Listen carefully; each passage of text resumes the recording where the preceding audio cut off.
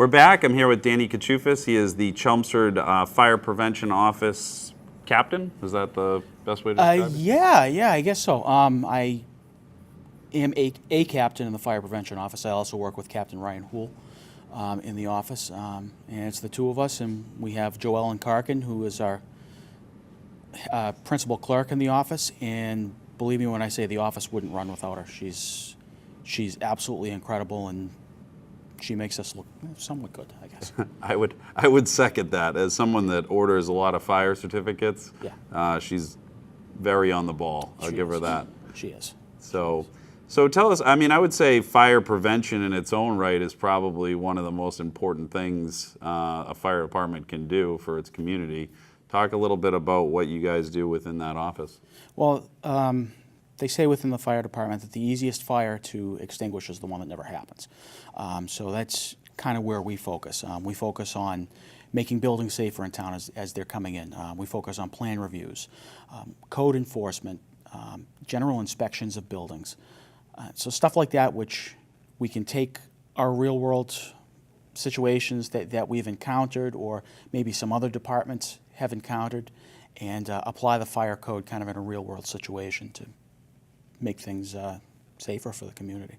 You see those big red X's on buildings. What are those all about? So the big red X's on buildings, you have two different styles. You have a red X and you have a red slash, red diagonal slash. The red X means that the building is structurally compromised and operations should not be conducted in that building, interior firefighting operations.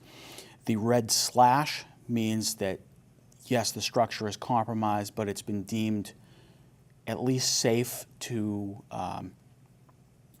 if there's a definite life threat, to make try to pull someone out of that building if someone's trapped in the building. You know, it's really nothing is ever absolute in the fire service, and you know, unfortunately, we do lose people nationwide, but it's just something that helps us kind of recognize dangerous buildings. Well, I'll tell you, it's, you know, you take things for granted, but I mean, even here in Chelmsford a couple of years ago, we had that Woodcrest fire. You know, that was pretty devastating. Right. You know, how do you guys prepare for that? And I mean, is there ever really a way to be ready for that kind of you know, disaster to hit? So yeah, the fire department has sort of evolved into being an all hazards department. So we do a lot of training, whether it be training in everyday firefighting equipment. And one thing we've also done is during April vacation, we did training as a department in conjunction with the police department, the Greater Lowell paramedics, Trinity EMS, and our public safety dispatchers. We worked at the McCarthy School to run trainings on, you know, potential active shooter scenario. And it's not only applicable to the schools, but it could be applicable to any of the businesses or a place of assembly or something in the community. And it gives us another tool to be able to help someone kind of the very high risk, low frequency situations. Those are really the most dangerous situations, the high risk, low frequency. So building fires, situations like the, you know, active shooter, or you know, really other stuff like that. Doesn't happen very often, but we want to know how to react in those situations. Well, you guys are also first responders too, right? I mean, you go to a lot of calls of all sorts of nature, right? Yes, so the entire Chelmsford Fire Department, every single person in the department is at least a certified EMT. We also have at least 2 members that are certified 3 members that are certified paramedics. And while they can't practice advanced life support on the fire department, you know, as a member of the Chelmsford Fire Department, because we don't have the license for it, they still bring added medical knowledge and added expertise to a medical call, and to kind of guide us in the right direction as a department. Right. Now, as far as your role, I mean, you're not necessarily out on the truck every day at this point. You're mostly, you know, doing plan review and things like that. Is that something you enjoy doing at this point? You know what? It is something I really enjoy. I enjoy the technical aspect about the job. I enjoy the educational aspect about the job. No matter how much you've done and how long you've been in the fire department, and I've been on for 15 years, there are people that have been there a lot longer than me. But every day you come in and you should be learning something new because everything changes constantly. You're constantly going to see new situations, and it's really great. And my favorite part, I think, about working in the fire prevention office is interacting with the public, interacting with the small business owners, especially as they're trying to get their businesses off the ground. A few of the restaurants in town, I like the restaurants in town, obviously, but it's good to get them off the ground. It's good to kind of steer them in the right direction and establish really good working relationships, and that's what we'd like to do in the fire prevention office. Not when we encounter a situation, we don't want to be the heavy, per se, but we want to be kind of a partner to show, why a situation may be unsafe, what we can do to fix it, and how we can rectify it, and just work as a partner, basically. Yeah, I like that approach, and I know when you say that, it's actually true because I've been in that scenario. There's so many in the commercial world, right? There's so many different technologies, and there's a lot more code that goes into it. And you talked about restaurants. I know a lot of them have to, have like very expensive Ansel systems to put out fires for their hoods and stuff. Has that become complicated for businesses? So yeah, it has, but fortunately, I think the Commonwealth of Mass has made it safer through the Board of Fire Prevention regulations.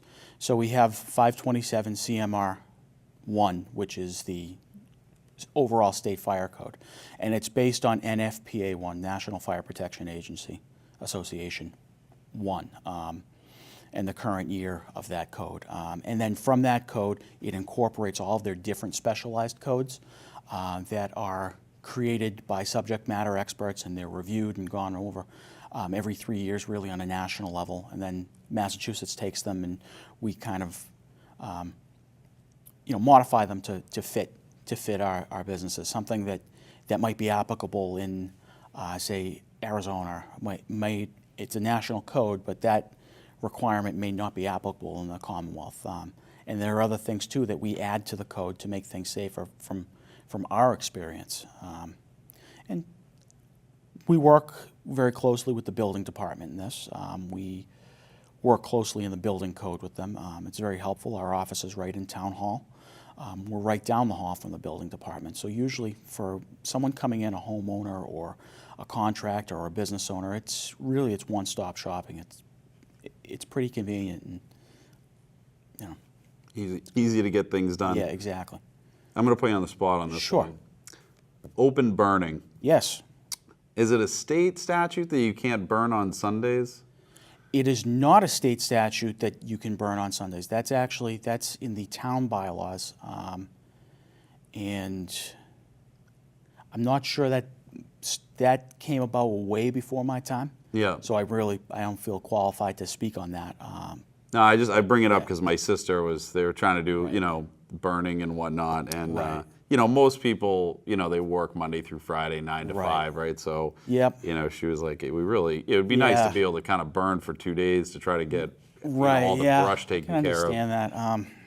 Is it an impact on the fire department as far as staffing level? Like, do you staff differently on a Sunday than you do on a Saturday? We do not staff differently on a Saturdays as we do on a Sunday. During the week, Monday through Friday, we have our daytime staff, which is on a normal complement. It's our training officer. It is 2 fire prevention captains. It is the chief and it is the deputy chief. During the weekends, after 4 o'clock, and on Monday through Friday, and on the weekends, it's just the on-duty shift, which is a minimum of 11 firefighters and the captain in the center station. I've known you a long time. What got you excited to become a firefighter? I remember hearing stories of myself when I was small and growing up in Waltham, and my grandmother would take me for walks down Moody Street in the stroller in Waltham, and there's a big old firehouse at the end of Moody Street, and I would go by, and I was very excited about the fire trucks even at that time at 2 years old, 3 years old, whatever it is. And, I can look back on things, and I look at the trucks, and every time I walk through the garage, and I say to myself that this is absolutely awesome. I'm doing exactly what I've always wanted to do my whole life, and here I am. I'm an adult, and I still get to play with fire trucks.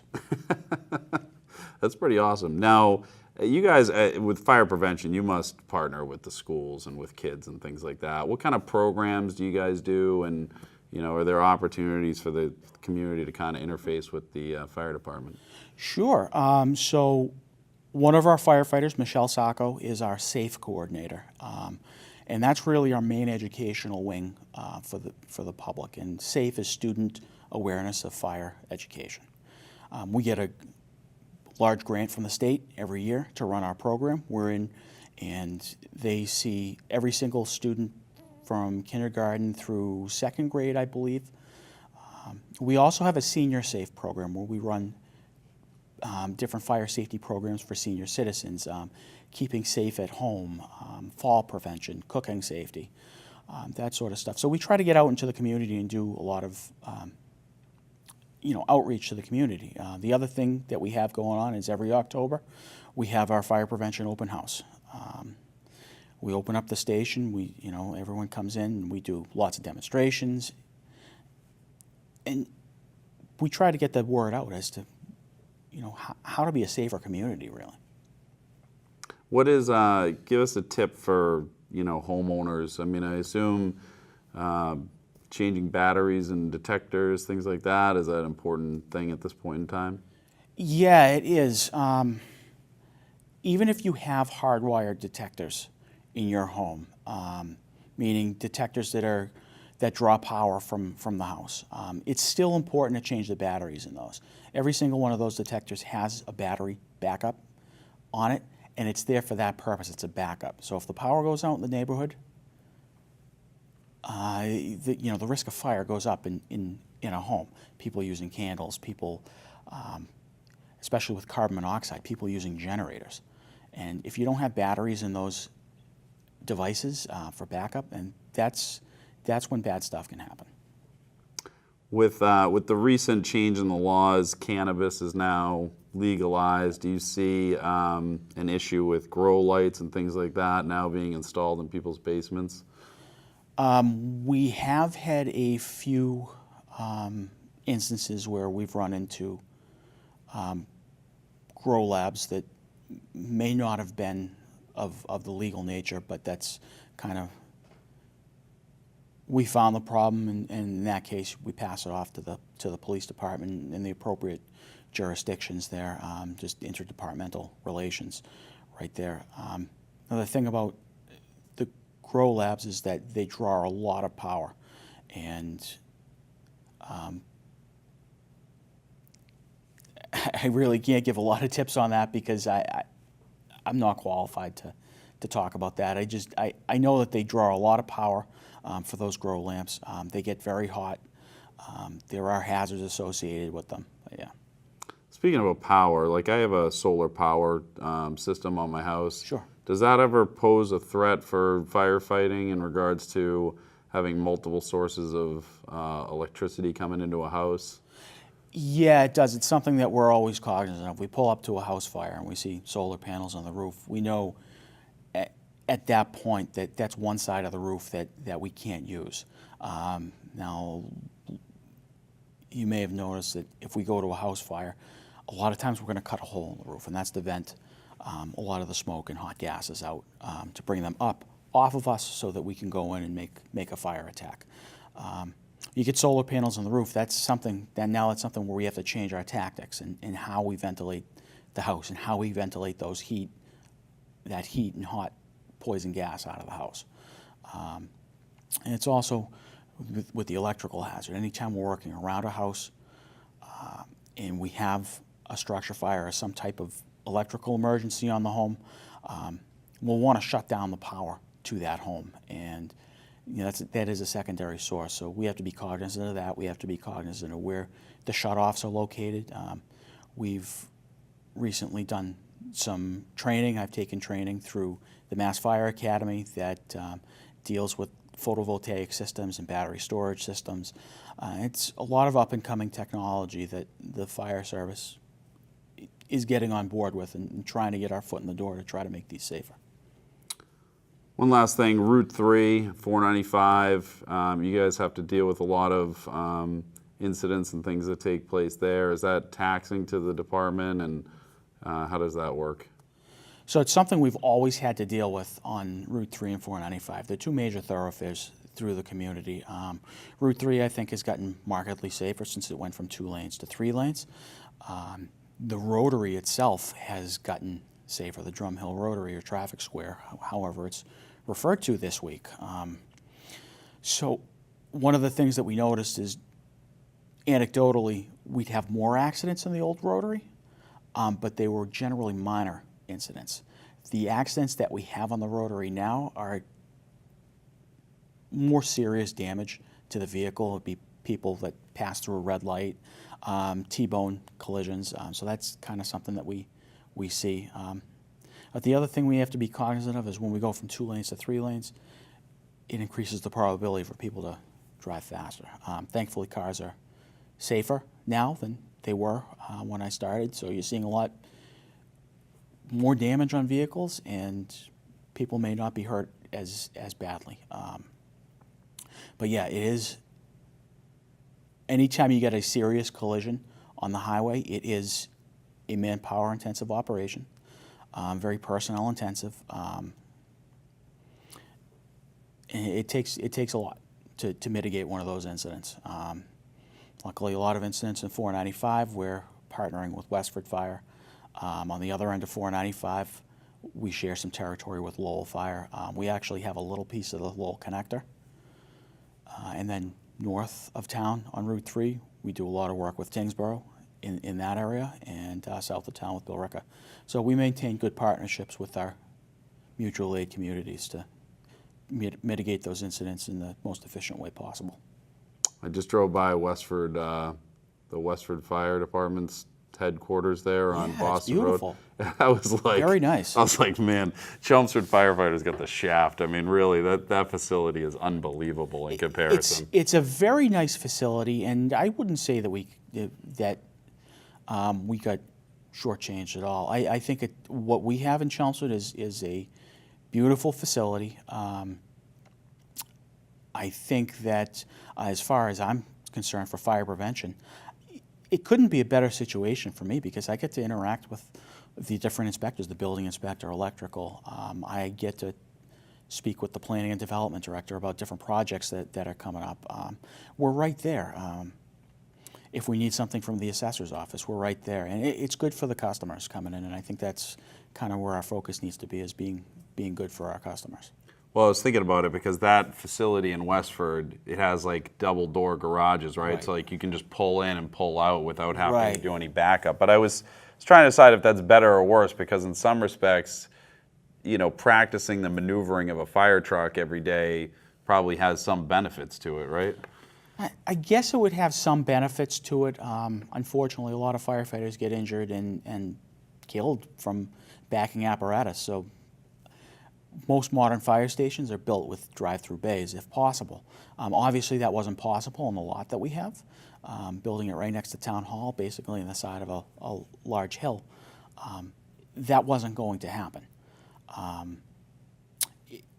So overall, having drive-through bays, anecdotally, some of the evidence says that it's safer to do that.